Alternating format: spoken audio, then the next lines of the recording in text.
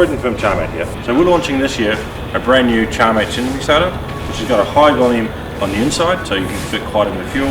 Nice little heat shield here to protect your hand when you're lifting it up.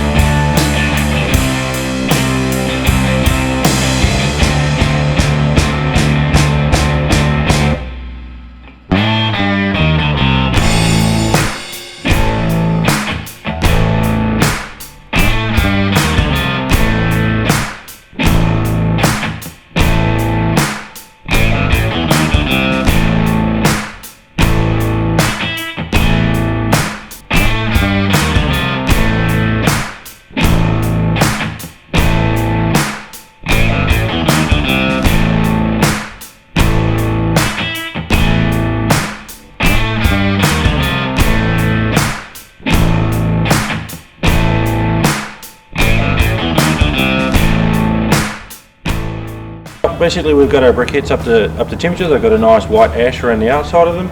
So what we're going to do now is basically close the lid on the firebox here, and then that's going to start warming up the whole barbecue, and then we'll be ready to go in about 10-15 minutes, and we'll start putting in some other food. All right.